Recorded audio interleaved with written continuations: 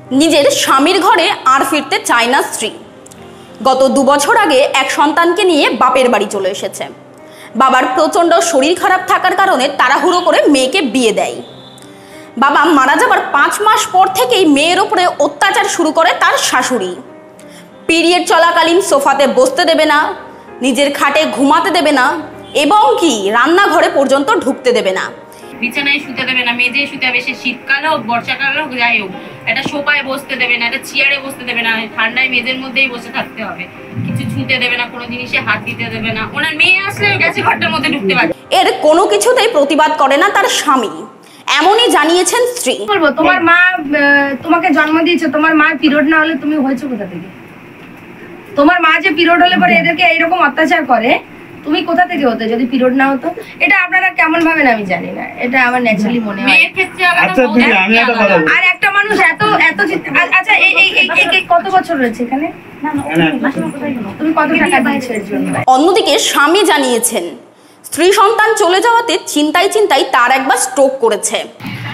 এত ঠাকুর ভক্ত কোথা থেকে আসে যে নিজের নাতিপুতিকে ভালোবাসে না, নিজের সংসারকে ভালোবাসে না, নিজের বৌমাকে ভালোবাসে না, নিজের ছেলেকে শান্তিতে থাকতে দেয় না? তার বউ এখানে তার এত ঘুমায়, তোমার রাত্রেবেলায় ঘুমায়? তোমার রাত্রে ঘুমায়? তোমার কি ঘুমায়? শান্তি নেই? তোমার মনে কি শান্তি আছে? আছে তোমার বাচ্চা থাকলে কি স্ট্রোক হতো? স্ট্রোক হয়েছে?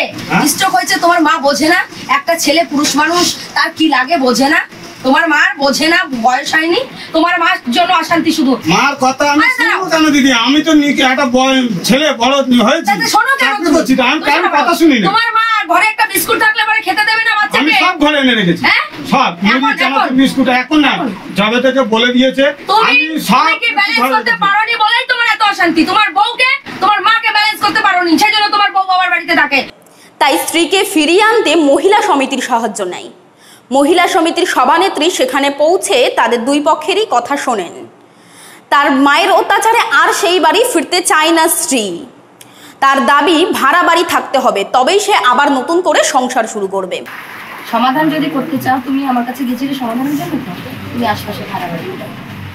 আমি বলছি তুমি 1 বছর থেকে দেখো, 6 মাস এর কাজটাও থেকে যাবে। ওর কাজটা ও তো একটা কাজ করে, হেল্প করা হবে। তুমি আমার কথা শোনো, তুমি সমাধান করতে গেছিলে তো, বউকে ছাড়বে না বলে গেছিলে তো, বলেছিলে তো সুস্থ সমাধান চাই, বউকে চাই, বাচ্চাকে ফেরত পেতে চাই। তাহলে তুমি আমার কথা শোনো, আমার কথা শোনো। তোমার মায়ের কাছে আমি যাচ্ছি, মাকে একটু পরিবর্তন হতে বলছি।